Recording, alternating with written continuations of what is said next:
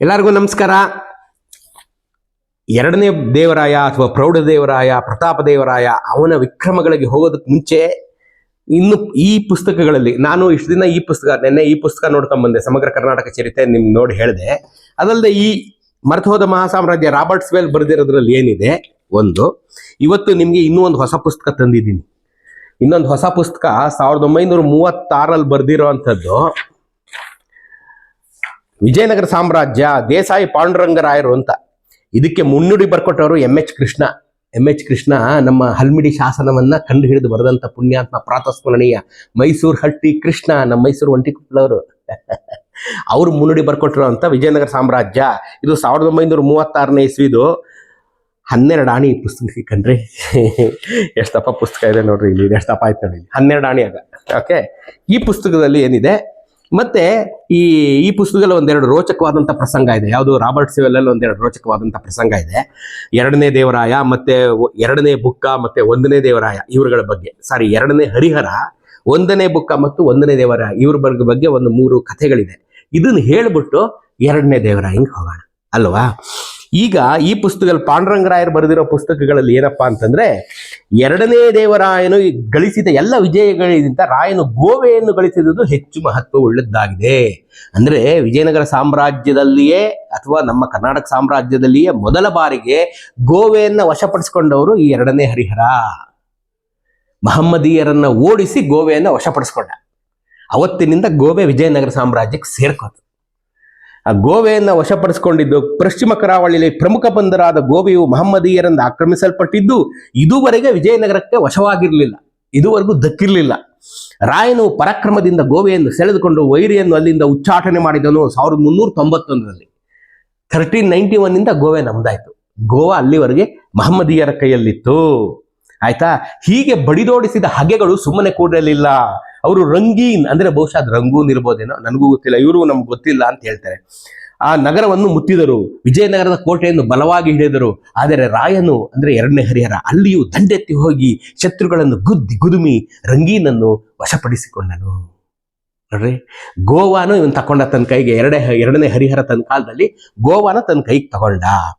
ಈ ಎರಡನೇ ಹರಿಹರನ ಮಕ್ಕಳು ಯಾರಪ್ಪ ಅಂದ್ರೆ ಎರಡನೇ ಬುಕ್ಕ ಮತ್ತು ಒಂದನೇ ಹರಿಹರ. ಇದನ್ನ ನಾನು ನಿಮ್ಗೆ ಆಗ್ಲೇ ಹೇಳಿದ್ದೀನಿ.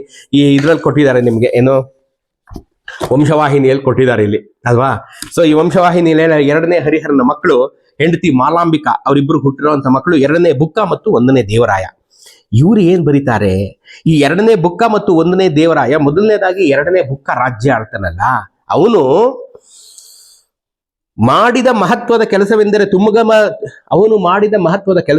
ತುಂಗಭದ್ರಾ ನದಿಯಲ್ಲಿ ಒಂದು ದೊಡ್ಡ ಒಡ್ಡಿನ ನಿರ್ಮಾಣ ಮತ್ತು ನದಿಯಿಂದ ಪಟ್ಟಣದವರೆಗೆ 15 ಮೈಲದ ದೂರದ ಉದ್ದದ ಕಾಲುವೆಯ ನಿರ್ಮಾಣ. ಗೊತ್ತಾಯ್ತಾ. ಈಗ ನೀವು ಹಂಪಿಗೆ ಹೋದ್ರು ವಾಟರ್ ಕ್ಯಾನಲ್ ಅಂತ ಅಲ್ಲಿ ಗೈಡ್ಗಳು ತೋರ್ಸಲ್ವೇನ್ರಿ, ಇದೇ ನೀರ್ ಕರಿಯೋ ಕಾಲುವೆ ಅಂತ ಗೈಡ್ಗಳು ತೋರ್ಸಲ್ವೇ, ನೋಡಿ ಇಲ್ಲಿ ಪಿಕ್ಚರ್. ಇದನ್ನ ಮಾಡಿದವನೇ ಎರಡನೇ ಹರಿಹರನ ಮಗನಾದಂತ ಎರಡನೇ ಬುಕ್ಕ. 15 ಮೈಲು, ಹೆಚ್ಚು ಕಡಿಮೆ 21 ಕಿಲೋಮೀಟರ್ ಚಾನಲ್ ಹಾಕ್ಸ್ತಾನೆ, stone channels from Tungabhadra river to the Hampi city, then Hampi city. ಅವನು ಅದನ್ನು ಮಾಡ್ತಾನೆ. ಅವನು ಮಾಡಿದ ಮಹತ್ವದ ಕೆಲಸವೆಂದರೆ ತುಂಗಭದ್ರಾ ನದಿಯಲ್ಲಿ ಒಂದು ದೊಡ್ಡ ಒಡ್ಡಿನ ನಿರ್ಮಾಣ ಹಾಗೂ ನದಿಯಿಂದ ಪಟ್ಟಣದವರೆಗೆ 15 ಮೈಲು ಉದ್ದದ ಮೇಲು ಕಾಲುವೆಯ ನಿರ್ಮಾಣ. ಮೇಲ್ಕಾಲುವೆ ಅಂದ್ರೆ ಅಕ್ವೆಡಕ್ಟ್. ನೀವು ಮೈಸೂರಿಗೆ ಎಂಟರ್ ಆಗ್ತಿರಲ್ಲಪ್ಪ, ಎಂಟರ್ ಆಗ್ಬೇಕಾದ್ರೆ ಏಟ್ರೆ ಹೋಟ್ಲ ಹತ್ರ ಮೇಲೊಂದು ಚಾನಲ್ ಹೋಗುತ್ತಲ್ಲ, ದಟ್ ಈಸ್ ಕಾಲ್ಡ್ ಅಕ್ವೆಡಕ್ಟ್. ನಾವು ಇಂಜಿನಿಯರಿಂಗ್ ಹೇಳೋದನ್ನ ಅಕ್ವೆಡಕ್ಟ್ ಅಂತೀವಿ. ಆ ಅಕ್ವೆಡಕ್ಟ್ ನ ನಿರ್ಮಾಣ ಮಾಡಿದವನು ಎರಡನೇ ಬುಕ್ಕ. ನೀವು ಹಂಪೆ ಒಳಗೆ ಓಡಾಡ್ಬೇಕಾರಲ್ಲ, ಅವ್ರ ಗೈಡ್ಗಳು ತೋರಿಸಿದಾಗ ನೀವು ಎರಡನೇ ಬುಕ್ನ ನೆನ್ಕೋಬೇಕು. ನೀವು ಇದನ್ನ ಮಾಡಿದವನು ಎರಡನೇ ಬುಕ್ಕ. ವಿಜಯನಗರವನ್ನ 26 ರಾಜರು ಕಟ್ಟಿರುವಂತದ್ ಕಣ್ರಿ, ಯಾರೋ ಒಬ್ಬರಲ್ಲ, ಎಲ್ಲರೂ ತಮ್ಮ ತಮ್ಮ ಕಾಣಿಕೆಗಳನ್ನ ಕೊಟ್ಟಿದ್ದಾರೆ. ಎರಡನೇ ಬುಕ್ಕನ ಕಾಣಿಕೆ ಈ 15 ಮೈಲು ಉದ್ದದ ಕಾಲುವೆ. ಈಗಲೂ ಹಳೆಯ ಪಟ್ಟಣದ ಬಹುಪ್ರದೇಶವನ್ನು ಆವರಿಸಿರುವ ಹೊಲಗಳಿಗೆ ಈಗಲೂ ನೀರು ಪೂರೈಕೆ ಮಾಡುವ ಕಾಲುವೆ ಇದೆ. ಆಗಿದ್ದರೆ ಅದೊಂದು ಅಸಾಧಾರಣವಾದ ಕಾರ್ಯ. ಹಲವು ಮೈಲುಗಳವರೆಗೆ ಗುಡ್ಡಗಳಡಿಯ ಗಟ್ಟಿ ಬಂಡೆಯಲ್ಲಿ ಕಾಲುವೆಯನ್ನು ಕೊರೆಯಲಾಗಿದೆ ಮತ್ತು ಇದು ಭಾರತದಲ್ಲಿಯೇ ಅತ್ಯಂತ ಗಮನಾರ್ಹ ನೀರಾವರಿ ಕಾರ್ಯಗಳಲ್ಲೊಂದು. ಅವತ್ತಿನ ಕಾಲದ ಭಾರತದಲ್ಲಿ ಪ್ರಾಮಿನೆಂಟ್ ಇರಿಗೇಷನಲ್ ಪ್ರಾಜೆಕ್ಟ್ ಅಂದ್ರೆ ಇದೇನೆ ವಿಜಯನಗರದ್ದು. ಯಾಕೆ ವಿಜಯನಗರ ನಾವು ಭಾರತದಲ್ಲಿ ಅತ್ಯಂತ ಚರಿತ್ರಾರ್ಹವಾದ ನಗರ ಅಂತೀವಿ ಅಂದ್ರೆ ಇಂಥ ಕೆಲಸಗಳೆಲ್ಲವನ್ನು ಸೇರಿದ್ದಕ್ಕೆ ಕಣ್ರಿ. ನೋಡ್ರಿ, 20 ಕಿಲೋಮೀಟರ್ಸ್ ಚಾನಲ್ ಹರಿಸಿ ಅವತ್ತಿಂದ ಇವತ್ತುವರೆಗೂ ಅದರಲ್ಲೇ ನೀರು ಹರಿತಾ ಇದೆ. ನೀವು ವಿಜಯನಗರಕ್ಕೆ ಹೋದಾಗ ಇವತ್ತಿಗೂ ನೋಡ್ಬೋದು, ವಿಜಯನಗರ ಕಾಲದ ಕಾಲುವೆ ಹಂಪೆಲಿ ಇವತ್ತಿಗೂ ಅದೇ ಚಾನಲ್ ಇಂದಾನೆ ಅಕ್ಕಪಕ್ಕದ ಗದ್ದೆಗೆ ನೀರು ಹರಿಯೋದು. ಸಬ್ಸಿಡಿಯರಿ ಚಾನಲ್ಸ್ ಊರೊಳಗಡೆ ಬರ್ತಿತ್ತಲ್ಲ, ಅದ್ ನಿಲ್ಸೋಯ್ತು. ಯಾಕಂದ್ರೆ ಹಂಪೆನೇ ಇಲ್ವಲ್ಲ ಈಗ. ಹೊಸಪೇಟೆ ಜನವಸತಿ ಹಂಪೆ, ಹಾಳು ಹಂಪೆ ಅಲ್ವಾ. ಹಂಗಾಗಿ ಸಬ್ಸಿಡಿಯರಿ ಚಾನಲ್ಸ್ ಅಲ್ಲಿ ನೀರು ಬರಲ್ಲ. ಮೇನ್ ಚಾನಲ್ ಅಲ್ಲಿ ಇವತ್ತಿಗೂ ಅದೇ ಚಾನಲ್ ಅಲ್ಲೇ ನೀರು ಬಿಡ್ತಾ ಇರೋದು ಇವತ್ತಿನ ಸರ್ಕಾರಗಳು ಸಹ. ಅವತ್ತಿನ ಚಾನಲ್ನೇ ಉಪಯೋಗಿಸ್ಕೊಂಡು ತುಂಗಭದ್ರಾ ನದಿಲಿ ಅಂದ್ರೆ 500 ವರ್ಷ ಬಂತಲ್ರಿ ಒಂದ್ ಕಾಲುವೆ. 500 ವರ್ಷ ಕಾಂಟ್ರಾಕ್ಟರ್ಗಳಾಗಿ ನಮ್ಗೆ ನಾಚಿಕೆ ತಲೆ ತೆಗಿಸ್ಬೇಕು. ಇವತ್ತು ಮಾಡೋದು ಮಾರ್ಚಿಗೆ ಮಾಡಿದ್ದು ಅಕ್ಟೋಬರ್ಗೆ ಇರಲ್ವಲ್ರಿ ಅಲ್ವಾ. ಮಾರ್ಚಿಗೆ ಮಾಡಿದ ಕಾಲುವೆ ಅಕ್ಟೋಬರ್ ಕೊಚ್ಕೊಂಡೋಗಿರ್ತದೆ. ಅವತ್ ನೋಡ್ರಿ ತುಂಗಭದ್ರಾ ನದಿ ಅಷ್ಟು ರಭಸವಾಗಿ ಹರಿಯುತ್ತಿತ್ತು. ನನ್ನ ಒಂದೇ ಎಪಿಸೋಡ್ ಜ್ಞಾಪಿಸ್ಕೊಳ್ಳಿ. ಸದಾ ಪ್ರವಾಹದಿಂದ ತುಂಬಿರುತ್ತಿದ್ದ, ಹಲವು ಮೈಲಿಗಳವರೆಗೆ ಚಾಚಿಕೊಂಡಿದ್ದ ತುಂಗಭದ್ರಾ ನದಿ ಅಂತ ಅದನ್ನು ವರ್ಣನೆ ಮಾಡಿದ್ದಾನೆ. ಅಷ್ಟು ದೊಡ್ಡ ತುಂಗಭದ್ರಾ ನದಿಯ ಚಾನಲ್ಲು ಇವತ್ತುವರೆಗೂ ವರ್ಕಿಂಗ್ ಕಂಡೀಷನ್ ಅಲ್ಲೇ ಇದೆ ಅನ್ಬೇಕಾದ್ರೆ ಎಷ್ಟು ಚೆನ್ನಾಗಿ ಮಾಡಿದ್ದ ಎರಡನೇ ಬುಕ್ಕ ಅಲ್ವೇನ್ರಿ. ಬಹಳ ಸೊಗಸಾಗಿ ಮಾಡಿದ್ದಾನೆ ಕೆಲಸ, ಬಹಳ ಸೊಗಸಾಗಿ ಮಾಡಿದ್ದಾನೆ. ಆಯ್ತಾ. ಇದು ಯಾವುದರ ಮಧ್ಯ ಮಹಮ್ಮದೀಯರ ವಿರುದ್ಧ ದಂಡಯಾತ್ರೆಗಳಲ್ಲದೆ ಅವನು ಗೋವಾ, ಚೌಲ್ ಮತ್ತು ದಾಬೋಲ್ಗಳನ್ನು ವಶಪಡಿಸಿಕೊಂಡು ದ್ವೀಪಕಲ್ಪದ ಕೋರ್ಮಂಡಲ್ ಬದಿಯ ಭಾಗವನ್ನು ತನ್ನ ಆಳ್ವಿಕೆಗೆ ವಿಧೇಯತೆಗೆ ತೋರುವಂತೆ ಅಂಕೆಗಳಲ್ಲಿ ಇಟ್ಟುಕೊಂಡವನು ಎರಡನೆಯ ಬುಕ್ಕ. ಇಲ್ಲಿ ಇವನು ಗೋವಾ ವಶಪಡಿಸ್ಕೊಂಡ ಅಂತ ಇವನು ಬರೀತಾನೆ. ಆಕ್ಚುಲಿ ಎರಡನೇ ಹರಿಹರ ವಶಪಡಿಸ್ಕೊಂಡಿದ್ದು, ಎರಡನೇ ಹರಿಹರ ಉತ್ತರಾಧಿಕಾರಿಯಾದಂತೆ ಎರಡನೇ ಬುಕ್ಕ ಅಂತ ಇವ್ರು ಬರೀತಾರೆ. ಇವ್ರು ಇರೋದು ಸ್ವಲ್ಪ ಆ ಕಡೆ ಈ ಕಡೆ ಇದೆ. ಸೊ ಗೋವಾ, ಚೌಲ್ ಮತ್ತು ದಾಬೋಲ್ಗಳನ್ನು ವಶಪಡಿಸಿಕೊಂಡು ಇದೆಲ್ಲದರ ಮಧ್ಯ, ಈ ಯುದ್ಧಗಳ ಮಧ್ಯ ಈ ಡೆವಲಪ್ಮೆಂಟ್ ವರ್ಕ್ಸ್ ಅನ್ನು ಈ ಎರಡನೇ ಬುಕ್ಕ ಮಾಡ್ದ. ಹಾಗಾಗಿ ಎರಡನೇ ಬುಕ್ಕನನ್ನ ನಾವು ನೆನಿಬೇಕು. ಅರ್ಥ ಆಯ್ತೇನ್ರಿ. ಇದೊಂದು ಬಹಳ ಸೊಗಸಾದಂತ ಮಾಹಿತಿ ಎರಡನೇ ಬುಕ್ಕನ ಬಗ್ಗೆ. ಈ ಎರಡನೇ ನೋಡಿ, ಇಡೀ ವಿಜಯನಗರದ ಯುದ್ಧಗಳೆಲ್ಲ, ಇಡೀ ವಿಜಯನಗರದ 220 ವರ್ಷಗಳ ವಿಜಯನಗರದ ಯುದ್ಧ ನಡೆದಿರೋದು ರಾಯಚೂರು ಮಧ್ಯದ ದುವಾ ಪ್ರದೇಶಕ್ಕೆ ಮುಖ್ಯವಾಗಿ. ತುಂಗಭದ್ರಾ ನದಿಯಿಂದ ಕೃಷ್ಣಾ ನದಿವರೆಗೆ ಈ ಮಧ್ಯದ ರಾಯಚೂರಿನ ಪ್ರದೇಶ ಏನಿತ್ತು ಅದಕ್ಕೆ ಮಾತ್ರನೇ. ಅಲ್ಲಿ ಇವನು ಎರಡನೇ ಬುಕ್ಕ ಆದ್ಮೇಲೆ ಬಂದಂತ ಎರಡನೇ ಹರಿಹರ ಆದ್ಮೇಲೆ ಬಂದಂತ ಎರಡನೇ ಬುಕ್ಕ ತುಂಗಭದ್ರಾ ನದಿಯನ್ನು ದಾಟಿ ಕೃಷ್ಣಾ ನದಿ ಹತ್ರ ಡೇರೆ ಹಾಕಿದ್ದಾಗ ಬಹುಮನಿಯ ಸುಲ್ತಾನ ಫಿರೋಜ್ ಶಾ ಸೈನ್ಯಗಳನ್ನ ತಗೊಂಡ್ಬರ್ತಾನೆ. ಸೈನ್ಯಗಳನ್ನ ತಗೊಂಡ್ಬಂದಾಗ ಇವನನ್ನ ಎದುರಾದ್ರು ಗೆಲ್ಲೋದಕ್ಕೆ ಸಾಧ್ಯವಿಲ್ಲ. ಅಂದ್ರೆ ಈಗ ಪವರ್ಫುಲ್ ಆಗಿದ್ದಾನೆ ಎರಡನೇ ಬುಕ್ಕ. ಏನ್ ಮಾಡ್ಬೇಕು? ಹನಿ ಟ್ರ್ಯಾಪ್ ಮಾಡೋಣ ಅಂತಾನೆ. ಹೆಂಗೆ? ನಾಚವಾಲಿಗಳನ್ನ ಕಳ್ಸೋಣ, ಡ್ಯಾನ್ಸ್ ಗರ್ಲ್ಸ್ ಅವ್ರನ್ನ ಕಳ್ಸೋಣ. ಅವ್ರ ಜೊತೆಗೆ ಲೂಲಿಗಳು ಅಂದ್ರೆ ಹಾಡು ಹೇಳಿ ನೃತ್ಯ ಮಾಡುವಂತ ಹುಡುಗರ ಗುಂಪನ್ನ ಲೂಲಿಗಳು ಅಂತ ಕರೀತಾ ಇದ್ರು ಆಗ. ಡೆಕ್ಕನ್ನಿನ ಪದ್ಧತಿಯಂತೆ ಲೂಲಿಗಳು ಮತ್ತು ನಾಚವಾಲಿಯರ ಅನೇಕ ತಂಡಗಳು ಒಂದೇ ಕಾಲಕ್ಕೆ ಪ್ರದರ್ಶನ ನೀಡಲು ಅಪ್ಪಣೆ ಕೊಡಲಾಯಿತು. ನೋಡ್ರಿ, ಎರಡನೇ ಬುಕ್ಕಲ್ಲಿ ಡೇರೆ ಹಾಕೊಂಡು ಕೂತಿದ್ದೀರಿ. ನೀವೆಲ್ಲ ನೋಡಲ್ವೇನ್ರಿ? ನಮ್ಮ ಭಕ್ತ ಪ್ರಹ್ಲಾದದಲ್ಲಿ ನೋಡಿಲ್ವೇನ್ರಿ ನೀವು? ಹಿರಣ್ಯಕಶಿಪು ಹಿಂಗೆ ಕೂತಿದ್ದಾಗ ಮುಂದೆ ಬಂದು ಅಂಬಿಕಾ ಡ್ಯಾನ್ಸ್ ಮಾಡಲ್ವೇನ್ರಿ? ರಾಜನರ್ತಕಿ ಹಂಗೆ ಆ ಕಾಲದಲ್ಲೆಲ್ಲ ಇದ್ದಿದ್ದೆ ಹಂಗೆ. ರಾಜ ಇದ್ದಾಗ ರಾಜನರ್ತಕಿ ಇರಲೇಬೇಕು ಅಫ್ಕೋರ್ಸ್. ಸೊ ಇವನು ಬುಕ್ಕ ಅರಮನೆಯಲ್ಲಿರ್ಲಿ, ಹೊರಗಡೆ ಡೇರೆಯಲ್ಲಿರ್ಲಿ, ವಾರ್ ಕ್ಯಾಂಪ್ ಅಲ್ಲಿ ಇರ್ಲಿ, ಆ ರಾಜನರ್ತಕಿ ಅದೆಲ್ಲ ಇರಲೇಬೇಕು. ನೃತ್ಯ ಮಾಡುವ ಹುಡುಗಿಯರು ಅವ್ರನ್ನೆಲ್ಲ ಕರ್ಕೊಂಡು ಹೋಗ್ತಾ ಇರ್ತಾರೆ. ಅವರೆಲ್ಲಾರು ಹೋಗ್ತಾರೆ ಕಣ್ರಿ, ಪ್ರತಿಯೊಬ್ರು ಹೋಗ್ಬೇಕು. ರಾಜ ಹೋದ್ರೆ ಇಡೀ ಊರೇ ಹೋದಂಗೆ ಪ್ರಯಾಣ. ನಮ್ಮಂಗ್ ಬರೀ ಎರಡು ಬಟ್ಟೆ ಹಾಕೊಂಡು ಬ್ಯಾಗ್ ಎತ್ಕೊಂಡೆಲ್ಲ ಹೋಗೋದು. ರಾಜ ಹೋದ್ರೆ ಎಂಟೈರ್ ಪಟ್ಟಣನೇ ಹೋಗ್ತಾ ಇತ್ತು. ನಾಚ್ವಾಲಿಯರು ಹೋಗ್ತಾ ಇದ್ರು, ಲೂಲಿಗಳು ಹೋಗ್ತಾ ಇದ್ರು. ಲೂಲಿ ಮೀನ್ಸ್ ಡ್ಯಾನ್ಸ್ ಮಾಡೋ ಹುಡುಗರು, ಅದೊಂದು ಗುಂಪು, ವೃತ್ತಿಪರತೆ ಇರುವಂತದ್ದು. ಅವ್ರನ್ನ ಲೂಲಿಗಳು, ಇವ್ರು ನಾಚ್ವಾಲಿಗಳು, ಇವ್ರನ್ನು ಹೋಗ್ತಾ ಇದ್ರು. ಈ ಫಿರೋಜ್ ಶಾ ಏನ್ ಮಾಡ್ತಾನೆ, ತನ್ನ ತಂಡದಲ್ಲಿದ್ದಂತ ಕೆಲವು ಹಂತಕರನ್ನ ನಾಚ್ವಾಲಿಗಳ ಮತ್ತು ಲೂಲಿಯರ ವೇಷದಲ್ಲಿ ಇವ್ರ ಜೊತೆಗೆ ಸೇರಿಸ್ಬಿಡ್ತಾನೆ. ಹೆಂಗೋ ಮಾಡಿ ರಾತ್ರಿ ಬಂದು ಸೇರ್ಕೊಂಡ್ಬಿಡ್ತಾನೆ. ಎಲ್ಲಿಗೆ? ಈ ಎರಡನೇ ಬುಕ್ಕನ ನಾಚ್ವಾಲಿಗಳ ಗ್ಯಾಂಗಿಗೆ ಸೇರ್ಕೊಂಡ್ಬಿಡ್ತಾರೆ. ಸರಿ, ಶುರುವಾಗುತ್ತೆ. ಏನು ಮದ್ಯ, ಮಾಂಸ, ನೃತ್ಯ ಎಲ್ಲ ಏನೇನ್ ನಡಿಬೋದು, ಕ್ಯಾಂಪ್ ಫೈರ್ ಎಲ್ಲ ನಡೀತಾ ಇರುತ್ತೆ. ಇದಕ್ಕಿದಂಗೆ ನಾಚ್ ಗಾನ ಮಾಡ್ತಾ ಇದ್ದಕ್ಕಿದಂಗೆ ಎಲ್ಲ ಕೈಯಲ್ಲಿದ್ದಂತ ಚಾಕುಗಳನ್ನ ತೆಗೆದು ಎಲ್ಲರನ್ನ ಸಂಹಾರ ಮಾಡ್ಬಿಡ್ತಾರೆ. ಕಚನೆ ಕತ್ತರಿಸ್ಬಿಡ್ತಾರೆ ಎಲ್ಲರನ್ನು. ಏನಾಗ್ತಾ ಇದೆ ಅಂತ ಗೊತ್ತಾಗೋಷ್ಟರಲ್ಲಿ 100 ಹೆಣಗಳು ಬಿದ್ದೋದ್ವು. ಏನಾಗ್ತಾ ಇದೆ ಅಂತ ಅರ್ಥ ಆಗೋಷ್ಟರಲ್ಲಿ 100 ಹೆಣಗಳು ಬಿದ್ದೋದ್ವು. ಇವನು ಇನ್ನೇನು ಮಾಡಕ್ಕಾಗದೆ ಎರಡನೇ ಬುಕ್ಕ ಅಲ್ಲಿಂದ ಎಸ್ಕೇಪ್ ಆಗ್ಬಿಡ್ತಾನೆ. ಯಾಕೆಂದ್ರೆ ಯಾರು ಪ್ರಿಪೇರ್ ಆಗಿರಲ್ಲ ರೀ ವಾರ್ಗೆ. ಇದು ಮೋಸದ ಯುದ್ಧ.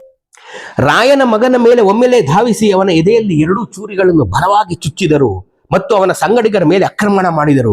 ಡೇರೆಯ ಹೊರಗೆ ಕಾಯುತ್ತಿದ್ದ ಅವನ ಇನ್ನುಳಿದ ಗೆಳೆಯರು ಕೂಗನ್ನು ಕೇಳಿ ಪರದೆಯನ್ನು ಹರಿದು ನೆರವಾಗಲು ಒಳಬಂದರು. ಬಹಳ ಅಮಲಿನಲ್ಲಿದ್ದ ಅವನ ಗೆಳೆಯರನ್ನು ಸುಲಭವಾಗಿ ಕತ್ತರಿಸಲಾಯಿತು. ಅವನು ತನ್ನ ಸಂಗಡಿಗರೊಂದಿಗೆ ಎಲ್ಲ ದೀಪಗಳನ್ನು ಆರಿಸಿದ ಮತ್ತು ಬಿರುಕುಗಳ ಮೂಲಕ ಪಾರಾಗಿ ಹೊರಗಡೆ ಸೇರ್ಕೊಂಡ. ದೀಪ ಆರಿಸ್ಬಿಟ್ರಾಗ ಕಗ್ಗತ್ಲಾದ ತಕ್ಷಣ ಇವನೇನ್ ಮಾಡ್ತಾನೆ, ಈಚೆ ಬಂದು ಸೇಫ್ ಜಾಗ, ಬೇಗನೆ ಕೂಗು ಡೇರೆಯ ಸುತ್ತ ಹಬ್ಬಿತು, ಬಹಳ ಗೊಂದಲ ಉಂಟಾಯಿತು, ನಾನಾ ವರದಿಗಳು ಕೂಗುಗಳು ಹರಡಿದವು. ಸುಲ್ತಾನ ನದಿ ದಾಟಿ ಬಂದು ಶಿಬಿರದ ಮೇಲೆ ಹಠಾತ್ತನೆ ಆಕ್ರಮಣ ಮಾಡಿದ. ಅವರ ದಂಡನಾಯಕನಲ್ಲೊಬ್ಬ 12,000 ಯೋಧನನ್ನು ಕಟ್ಟಿಕೊಂಡು ಬಂದು ರಾಯ ಮತ್ತು ರಾಯನ ಮಗನನ್ನು ಅಟ್ಯಾಕ್ ಮಾಡಿದ. ಆಯ್ತಾ, ರಾತ್ರಿ ಅಸಾಮಾನ್ಯವಾಗಿ ಕತ್ತಲಾಗಿತ್ತು. ಶಿಬಿರ ಸುಮಾರು 10 ಮೈಲು ಹಬ್ಬಿತ್ತು. ಅಂಡರ್ಲೈನ್, ಶಿಬಿರದ ವ್ಯಾಪ್ತಿನೇ 10 ಮೈಲು, 10 ಸ್ಕ್ವೇರ್ ಮೈಲು ಕಣ್ರಿ. ಅಂದ್ರೆ ಇವತ್ತೊಂದು ಪಟ್ಟಣ, ಒಂದು ಜಯನಗರ, ಅದು ಒಂದು ಶಿಬಿರ. ರಾಯಿಂದ ಶಿಬಿರ ಅಂದ್ರೆ ಒಂದು ಜಯನಗರ 9 ಬ್ಲಾಕ್ ಅಂದ್ಕೊಂಡ್ರೆ ಎಷ್ಟು ದೊಡ್ಡದಿತ್ತು ಲೆಕ್ಕ ಹಾಕ್ರಿ. ಒಂದು ಶಿಬಿರ ಅಂದ್ರೆ ಎಷ್ಟು ದೊಡ್ಡದಿತ್ತು ಲೆಕ್ಕ ಹಾಕ್ರಿ. ಒಂದು war camp is 10 square miles. Imagine the strength of Vijayanagara Kingdom. Imagine. ಆಯ್ತಾ, ಹಾಗಾಗಿ ಪರಿಸ್ಥಿತಿ ಬೇರೆ ಬೇರೆ ರೀತಿ ವರದಿಯಾಗಿತ್ತು. 10 ಸ್ಕ್ವೇರ್ ಮೈಲಿನಲ್ಲಿ ಅಂದ್ರೆ 16 ಸ್ಕ್ವೇರ್ ಕಿಲೋಮೀಟರ್ ಅಲ್ಲಿ ಎಲ್ಲಿ ಏನಾಗ್ತಾ ಇದೆ ಅಂತ ಯಾರಿಗೂ ಗೊತ್ತಾಗ್ತಾ ಇರಲಿಲ್ಲ. ಕೂಗಿಗೆ ನಿಜವಾದ ಕಾರಣ ತಿಳಿಯದೆ ಬೇರೆ ಬೇರೆ ದಂಡನಾಯಕರು ಶಸ್ತ್ರಸಿದ್ಧರಾಗಿ ತಮ್ಮ ತಮ್ಮ ಠಾಣೆಗಳಲ್ಲಿಯೇ ಕಾದು ನಿಲ್ಲುವಲ್ಲಿಯೇ ತೃಪ್ತರಾದ್ರು. ಈಗ ಇಲ್ಲಿ 1ನೇ ಬ್ಲಾಕ್ ಅಲ್ಲಿ ಗಲಾಟೆ ಆಗ್ತಾ ಇದ್ರು, 9ನೇ ಬ್ಲಾಕ್ ಅಲ್ಲಿ ಏನಾಗ್ತಾ ಇದೆ ಅಂದಿದೆ ಗೊತ್ತಾಯಿಲ್ಲ, ಬಟ್ ಅವರು ಅಲರ್ಟ್ ಆಗಿ ನಿಂತಿದ್ರು. ಆಕ್ಚುಲಿ ಇಲ್ಲಿ ಮಾರಣ ಹೋಮ ನಡೀತಾ ಇದೆ. ಪಾಪ ಅವ್ರಿಗೆ ಗೊತ್ತಾಗದೆ ಹೋಯ್ತು. 4,000 ಸೈನಿಕರು ಅದಕ್ಕಾಗಿಯೇ ಸಿದ್ಧಪಡಿಸಿದ್ದ ದೋಣಿಗಳಲ್ಲಿ ತೆಪ್ಪಗಳನ್ನು ದಾಟಿದರು. ದಾರಿಯನ್ನು ತಡೆಗಟ್ಟಲು ನಿಲ್ಲಿಸಿದ್ದ ಶತ್ರುಗಳ ಕಾಲ್ದಳ ಶಿಬಿರದಲ್ಲಿ ಎದ್ದ ಕೂಗು ಮತ್ತು ಸುಲ್ತಾನನ ಸೈನ್ಯದ ಬರುವಿಕೆಯಿಂದ ಭೀತರಾಗಿ ಆಕ್ರಮಣ ಮಾಡಲು ಕಾಯದೆ ಎಲ್ಲರೂ ಗೊಂದಲಗೆಟ್ಟು ಓಡಿದರು. ಕನ್ಫ್ಯೂಸ್ ಆಗ್ಬಿಟ್ಟು ಎಲ್ಲ ದಿಕ್ಕಾಪಾಲಾಗ್ಬಿಟ್ರು. ಮುಂಜಾವಿಗೆ ಪೂರ್ವದಲ್ಲಿ ಫಿರೋಜ್ ಶಾ ತನ್ನ ಇಡೀ ಸೈನ್ಯದೊಂದಿಗೆ ನದಿಯನ್ನು ದಾಟಿ ಸಿಕ್ಕವರನ್ನು ಕತ್ತರಿಸುತ್ತಾ ಬಂದ. ಇದನ್ನೇ ಕಾಯ್ತಾ ಇದ್ದಂತ ಫಿರೋಜ್ ಶಾ ಬೆಳಗಾಗ್ತಿದ್ದಂಗೆನೆ ತನ್ನ ಸೈನ್ಯ ತಕೊಂಡು ಬಂದು ಆಕ್ರಮಣ ಮಾಡ್ಬಿಡ. ಈಗ ಒಂದು ಸೀನ್ ಅರ್ಥ ಮಾಡ್ಕೊಳ್ಳಿ. ಈಗ ನೀನು 10 ಸ್ಕ್ವೇರ್ ಮೈಲಿ ಅಗಲದ ವಾರ್ ಕ್ಯಾಂಪ್ ಅಲ್ಲಿ ರಾತ್ರಿ ಎಲ್ಲ ನಾಚ್ ಗಾನ ಡ್ಯಾನ್ಸು ಎಲ್ಲ ಎಣ್ಣೆ ಎಲ್ಲ ನಡೀತಾ ಇದೆ. ಇದ್ದಕ್ಕಿದ್ದಂಗೆ ಆ ನಾಚ್ ಗಾನ ಮಾಡ್ತಿರೋರೇನೆ ಸುಪಾರಿ ಕಿಲ್ಲರ್ಸ್ ಆಗಿ ಎಲ್ಲಾರನ್ನ ಸಿಕ್ಕಿದವ್ರನ್ನೆಲ್ಲ ಕೊಲ್ಲಕ್ ಶುರು ಮಾಡ್ಬಿಟ್ರು. ಸಿಕ್ಕಿದ ಕಡೆ ಬೆಂಕಿ ಎತ್ಕೊಂಡ್ಬಿಡ್ತು. ರಾತ್ರಿ ಎಲ್ಲ ಹಿಂಗ್ ನಡೀತಾ ಇದ್ದಾಗ ಬೆಳಗ್ಗೆ ಆಗ್ತಿದ್ದಂಗೆ ರಾಯ ತನ್ನ ಸೈನ್ಯದೊಡನೆ 12,000 ಯೋಧರನ್ನೇ ಬಂದು ಈ ಕ್ಯಾಂಪ್ ಅಟ್ಯಾಕ್ ಮಾಡ್ದ. ವಾರ್ಗಳೆಲ್ಲ ಹೆಂಗ್ ನಡೀತಾ ಇತ್ತು, ಏನೂ ಗ್ಯಾರಂಟಿ ಇರ್ತಾ ಇರಲಿಲ್ಲ. ವಾರ್ಗಳು ಪ್ರಾಣದ ಮೇಲೆ, ಜೀವದ ಮೇಲೆ, ಅಂಗಾಂಗಗಳ ಮೇಲೆ ಯಾವ ಗ್ಯಾರಂಟಿನೂ ಇರ್ತಾ ಇರಲಿಲ್ಲ ರೀ. That's called as war. ಆಯ್ತಾ, ಸೂರ್ಯೋದಯಕ್ಕೆ ಮುನ್ನವೇ ಅಲ್ಲಿಂದ ಜಾಗ ಖಾಲಿ ಮಾಡಿದ 2ನೇ ಬುಕ್ಕ. ಸುಲ್ತಾನ್ನಿಗೆ ಶಿಬಿರದಲ್ಲಿ ವಿಪುಲ ಲೂಟಿ ಸಿಕ್ಕಿತು. ಅಂದ್ರೆ ಎಲ್ಲ ಬಿಟ್ಟು ಹೋಗ್ಬಿಟ್ರಿ ಇಲ್ಲಿಂದ. ಇನ್ನಿದ್ರೆ ಫಸ್ಟ್ ಘಟ ಉಳ್ಕೊಂಡ್ರೆ ಮಠ ಅನ್ಬಿಟ್ಟು ಎಲ್ಲ ಬಿಟ್ಟು ಹೋಗ್ಬಿಟ್ರಿ ಇಲ್ಲಿಂದ. ಸುಲ್ತಾನ ಬಂದು ನೋಡ್ತೇನೆ, ಶಿಬಿರದಲ್ಲಿ 10 ಸ್ಕ್ವೇರ್ ಕಿಲೋಮೀಟರ್ ಇದ್ದಂತ 16 ಸ್ಕ್ವೇರ್ ಕಿಲೋಮೀಟರ್ ಅಂತ ಶಿಬಿರದಲ್ಲಿ ವಿಪುಲ ಲೂಟಿ ಸಿಕ್ಕಿದ. ಅಂದ್ರೆ ಬೇಕಾದಷ್ಟು ದುಡ್ಡು, ಕಾಸು, ಚಿನ್ನ, ವಜ್ರ, ಶಸ್ತ್ರಾಸ್ತ್ರಗಳು ಎಲ್ಲ ಸಿಕ್ತು. ಇಮ್ಯಾಜಿನ್, ಈಗ ವೀರಪ್ಪನ್ನು ರಾಮಾಪುರ ಸ್ಟೇಷನ್ ಮೇಲೆ ದಾಳಿ ಮಾಡ್ತಿದ್ದ. ದಾಳಿ ಮಾಡಿ ಅಲ್ಲಿದ್ದಂತ, ನಿಮ್ಗೆ ಇದು ಸಿಚುಯೇಷನ್ ನಡೆದಂತ ಘಟನೆ ಇದು. ರಾಮಾಪುರ ಸ್ಟೇಷನ್ ಇದೆಯಲ್ಲ, ಅಜ್ಜಿಪುರ ರಾಮಾಪುರ ಅಂತ ಬೆಟ್ಟದ ತಪ್ಪಲಲ್ಲಿ ಇದೆ. ನೀವು ನೋಡಿಲ್ದೇರೆ ಹೋಗಿ ನೋಡಿ, ಅಜ್ಜಿಪುರ ರಾಮಾಪುರ ಅಂತ. ರಾಮಾಪುರ ಸ್ಟೇಷನ್ ಮೇಲೆ ವೀರಪ್ಪ ನೈಟೇ ದಾಳಿ ಮಾಡ್ಬಿಟ್ಟ. ಅಲ್ಲಿದ್ದಂಥ 5-6 ಪೊಲೀಸ್ನವ್ರನ್ನ ಕೊಂದಾಕಿ ಅಲ್ಲಿದ್ದಂಥ ರೈಫಲ್ಗಳು, ರೆಕಾರ್ಡುಗಳು, ಪಿಸ್ತೂಲ್ಗಳು, ಗನ್ನು, ಬಂದೂಕು ಎಲ್ಲವನ್ನ ಎತ್ಕೊಂಡೋದ. ಅದೇ ವಿಪುಲ ಲೂಟಿ ಅಂದ್ರೆ. ಏನ್ ಬೇಕಾಗಿರುತ್ತಲ್ಲ ಅದು ಸಿಕ್ಬಿಟ್ರೆ ಅದು ಲೂಟಿ, ಅದನ್ನ ಎತ್ಕೊಂಡೋದ. ಇವ್ರು ಹಂಗೆ ಎತ್ಕೊಂಡೋದ್ರು. ಆಯ್ತಾ, ರಸ್ತೆಗಳಲ್ಲಿ ಸಂಹರಿಸಲ್ಪಟ್ಟ ಹಿಂದೂಗಳ ದೇಹಗಳಿಂದ ತುಂಬಿ ಹೋಗಿದ್ದವು. ರಸ್ತೆಗಳು ಸಂಹರಿಸಲ್ಪಟ್ಟ ಹಿಂದೂಗಳ ದೇಹಗಳಿಂದ ತುಂಬಿ ಹೋಗಿದ್ದವು. ರಸ್ತೆಯಲ್ಲಿ ಓಡಾಡಕ್ಕೆ ಜಾಗ ಇರ್ಲಿಲ್ವಂತೆ. ಅಷ್ಟು ಜನ ಕೊಂದಾಕ್ಬಿಟ್ಟಿದ್ದ ಫಿರೋಜ್ ಶಾ. ನೋಡ್ರಿ ಹೇಗೆಲ್ಲ ಯುದ್ಧ ನಡೆಯುತ್ತೆ ಅನ್ನೋದಕ್ಕೆ ನಿಮ್ಗೆ ಒಂದು ಎಕ್ಸಾಂಪಲ್ ಹೇಳಿದೆ ನಾನು. ಹೇಗೆಲ್ಲ ನಡಿಬೋದು ಯುದ್ಧ ಆದ್ಮೇಲೆ ಕಾಂಪ್ರಮೈಸ್ ಆದ್ಮೇಲೆ ಯುದ್ಧ ಆದ್ಮೇಲೆ ಕಾಂಪ್ರಮೈಸ್, ಹಿಂಗೆ ನಡೀತಾ ಇದ್ದಿದ್ದಾರೆ ಅವಾಗೆಲ್ಲ. ಯುದ್ಧ ಆಯ್ತು, ಯಾವ್ರೋ ಸೋತ ಯಾವ್ರೋ ಗೆದ್ದ. ಒಂದ್ಸರಿ ವಿಜಯನಗರದವ್ರು ಗೆದ್ರು, ಒಂದ್ಸರಿ ವಿಜಯನಗರದವ್ರು ಸೋತರು. ಒಂದ್ಸಲಿ ಫಿರೋಜ್ ಶಾ ಬಹುಮನಿ ಗೆದ್ದ, ಒಂದ್ಸಲಿ ಸೋತ. ಯಾರು ಗೆದ್ದ ಅವನ್ನ ಸೋತವನ್ ಕಾಂಪ್ರಮೈಸ್ ಮಾಡ್ಕೊಳ್ಳೋದು. ಕಾಂಪ್ರಮೈಸ್ ಅಲ್ಲೇ ಪುನಃ ಇನ್ನೊಂದ್ಸಲಿ ಯುದ್ಧ. ಇಟ್ ಇಸ್ ಲೈಕ್ ಗಂಡ ಹೆಂಡತಿ ಯುದ್ಧ. ರಾತ್ರಿ ಜಗಳ ಆಡಿ ಇನ್ನು ಬೆಳಗ್ಗೆ ಆಗಿಲ್ಲ, ಪುನಃ ರಾತ್ರಿಗೆ ಮುನ್ಸ್ಕೊಳ್ಳೋದು. ಹಂಗೆ ಇದು ಸಾರಿ ಫಾರ್ ದಿಸ್, ಬಟ್ ಇರೋದು ಹಂಗೇನೆ. ಆ ರೀತಿ ಯುದ್ಧಗಳು 220 ವರ್ಷಗಳು ನಡೆದವು. ಗೊತ್ತಾಯ್ತಾ ಹೆಂಗೆ ನಾವೆಲ್ಲ ಯುದ್ಧ ಮಾಡ್ತಾ ಇದ್ವಿ ಅಂತ. ಆಯ್ತಾ, ಟೇಕ್ ಒನ್ ಪಾಸ್. 2ನೇ ಬುಕ್ಕ ಸುರಕ್ಷಿತವಾಗಿ ವಿಜಯನಗರ ತಲುಪಿದ ಮೇಲೆ ಫಿರೋಜ್ ಶಾ ಬಹುಮನಿ 100,000 VIP-ಗಳನ್ನ ಬಂಧಿಸಿಟ್ಕೊಂಡಿದ್ದಂತೆ. ಬ್ರಾಹ್ಮಣರು, ಮಂತ್ರಿಗಳು, ಜಮೀನ್ದಾರರು ಎಲ್ಲಾರನ್ನೂ ಬಂಧಿಸಿಟ್ಕೊಂಡ್ಬಿಟ್ಟಿದ್ದಂತೆ. ಅವರ ಬಿಡುಗಡೆಗೆ ರ್ಯಾನ್ಸಮ್ ಮನಿ ಕೇಳ್ದ. 10 ಲಕ್ಷ ಊನಗಳನ್ನು ಅಂತ ಇವನು ಬರೀತಾನೆ. ಅಂದ್ರೆ ಫಿರಿಷ್ತಾ ಏನ್ ಹೇಳ್ತಾನೆ ಅಂದ್ರೆ, ಫಿರಿಷ್ತಾ ಬರೆದವನು 40,000 pounds on the day, 40,000 pound on the day ಅಂತ. ಅದು ಎಷ್ಟು ಅಮೌಂಟ್ ರೀ, 40,000 pounds ಅಂದ್ರೆ ಎಷ್ಟು ಅಮೌಂಟ್. ಆ ಎರಡನೇ ಹರಿಹರ ಇನ್ನೂ ಬದುಕಿದ್ನಂತೆ. ಆಗ ಮುಪ್ಪಿನ ರಾಯ ಅಂತ ಕರಿತಾನೆ ಇವನು. ಮುಪ್ಪಿನ ರಾಯ ಅಂದ್ರೆ ಮುಪ್ಪಾಗಿದ್ದಂತೆ ಎರಡನೇ ಹರಿಹರ ಇನ್ನೂ ಬದುಕಿದ್ನಂತೆ. ಅವನ ಮಗ ಎರಡನೇ ಬುಕ್ಕ ಈ ಯುದ್ಧ ಸೋತಿದ್ದಕ್ಕಾಗಿ 40,000 ಪೌಂಡ್ಗಳನ್ನ ಕೊಟ್ಟು ಆ ಮಿಕ್ಕಿದ್ದೆಲ್ಲ ಖೈದಿಗಳನ್ನ, ರಾಜಕೀಯ ಖೈದಿಗಳನ್ನ ಬಿಡುಗಡೆ ಮಾಡಿಸ್ಕೊಂಡ್ ಬಂದ್ರು. ಒಂದು ಯುದ್ಧ ಹೀಗೆ ಮುಗೀತು ಅಂತ ಈ ರಾಬರ್ಟ್ ಸೆವೆಲ್ ಬರೀತಾನೆ ನೋಡ್ರಿ. ಆಯ್ತಾ? ಇದಾದ್ಮೇಲೆ ಇನ್ನೊಂದು ಬಹಳ ಕುತೂಹಲಕರ ಇದಾಗಿದೆ. ಈ ಎರಡನೇ ಹರಿಹರನ ಮಗ ಎರಡನೇ ಬುಕ್ಕ, ಹರಿಹರನೂ ತೀರ್ಕೊಂಡು ಬುಕ್ಕಾನೂ ತೀರ್ಕೊಂಡ್ಮೇಲೆ 1ನೇ ದೇವರಾಯ ಪಟ್ಟಕ್ಕೆ ಬರ್ತಾನಲ್ಲ 1406ರಿಂದ 1419ರವರೆಗೆ. ಇವನು ಅಂದ್ರೆ ಇದರಲ್ಲಿ ಈ ಪ್ರಸಂಗದಲ್ಲಿ ಏನ್ ಹೇಳ್ತಾನೆ ಅಂದ್ರೆ, ಅವತ್ತಿನ ರಾಜ ಮಹಾರಾಜರುಗಳ ಪ್ರಣಯಾಸಕ್ತಿಗಳು ರಾಜ ಮಹಾರಾಜರುಗಳಿಗೆ ಯಾವ ರೀತಿಯಾದಂತ ಇಂಟ್ರೆಸ್ಟ್ ಇತ್ತು ಅಂತಂದ್ರೆ, ಇಲ್ಲಿ ಈ 1ನೇ ದೇವರಾಯ ಏನಾಗಿದ್ನಪ್ಪ ಅಂತಂದ್ರೆ, ಅವನ ರಾಜ್ಯದಲ್ಲಿ ಎಲ್ಲೇ ಸುರಸುಂದರಿಯಾದಂತ ಹೆಣ್ಣುಗಳು ಕಂಡ್ರು ತಾನು ಮದುವೆ ಆಗ್ತಾ ಇದ್ದ. ಇಂಥ ಕಡೆ ಸುರಸುಂದರಿಯಾದಂತ ಹೆಣ್ಮಗಳು ಇದಾರೆ ಅಂತ ಹೇಳೋದಕ್ಕೆ ಒಂದಷ್ಟು ಜನ ತಂಡ ಇತ್ತು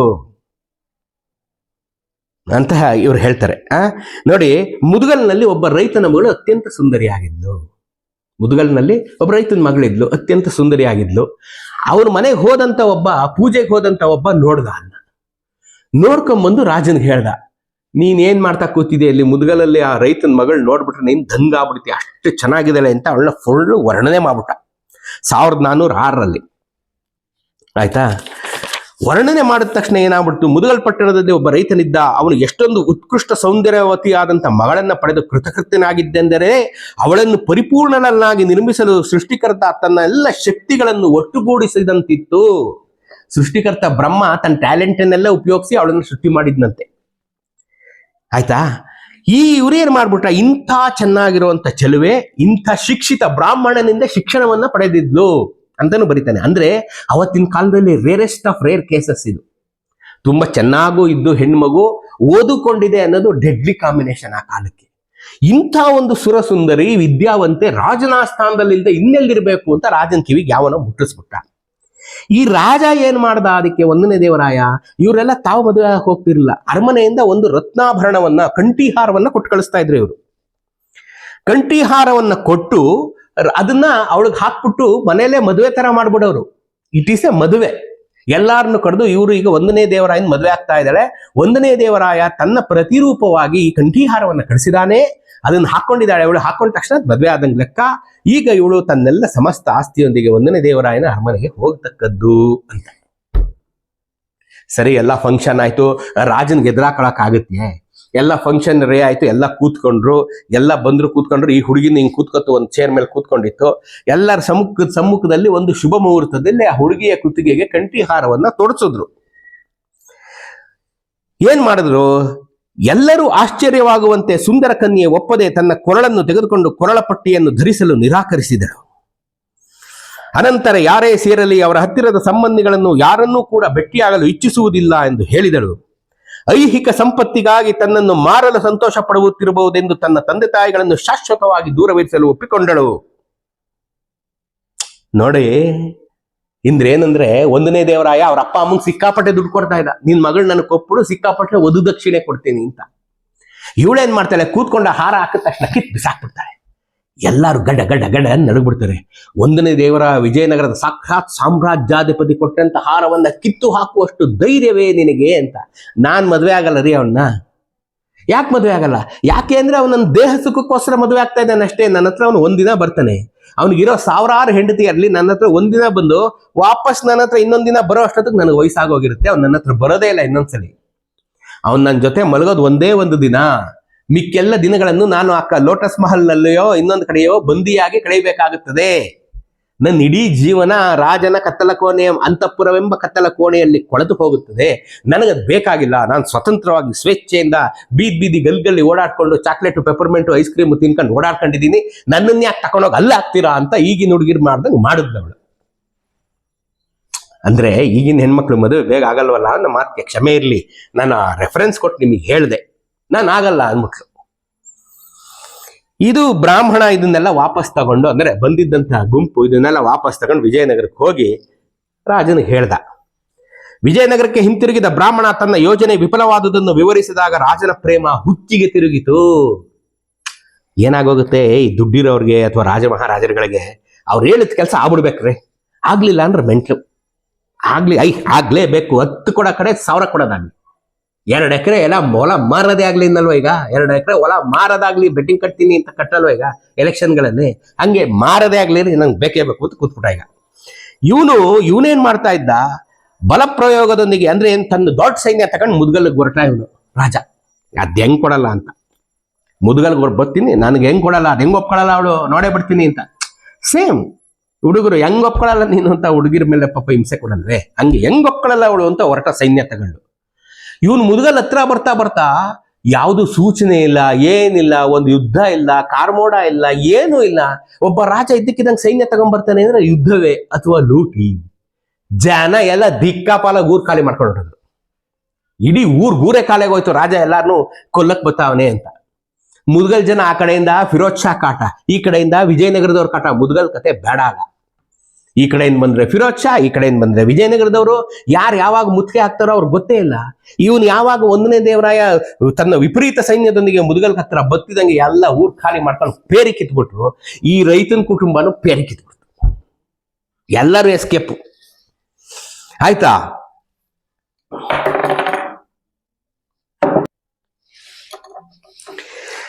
ರಾಜ ಹುಚ್ಚ ಆಗ್ಬಿಟ್ನಲ್ಲ, ಸೈನಿಕರು ಹುಚ್ಚರಾಗ್ಬಿಟ್ರು.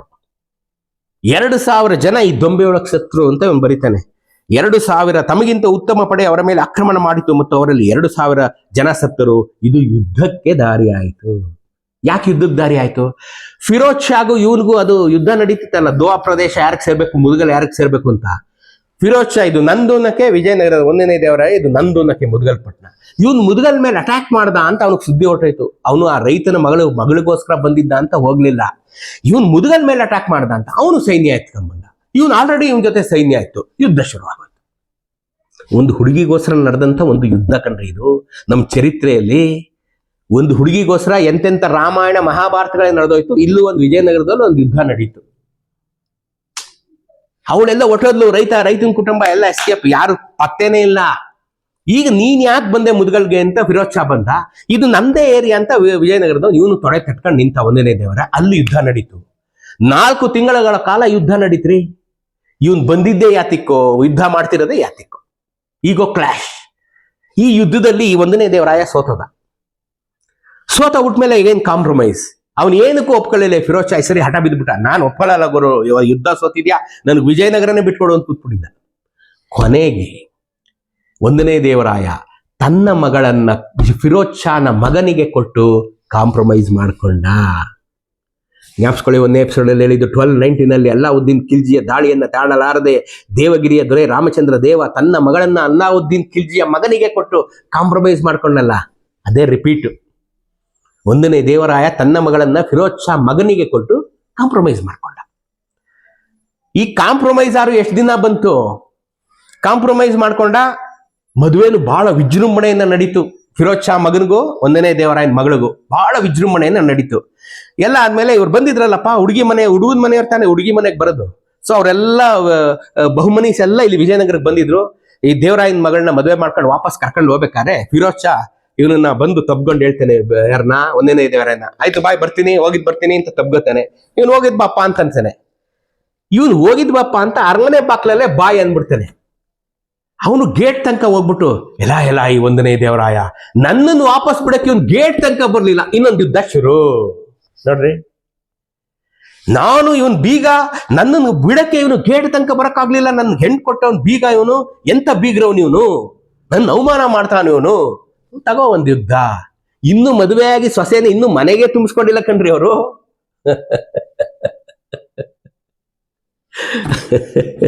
ಇದೆಲ್ಲ ನೋಡುವಾಗ ಈಗಿದೀವಲ್ಲ, ಇದು ಬಹಳ ಸುವರ್ಣ ದಿನ ಅಂದ್ರೆ ಈಗ 2024 ಕಣ್ರಿ. ಹಂಗನ್ಸಲ್ವಾ ನಿಮ್ಗೆ? ಮುಂದಕ್ಕೆ ನಾಳೆ ಹೇಳ್ತೀನಿ.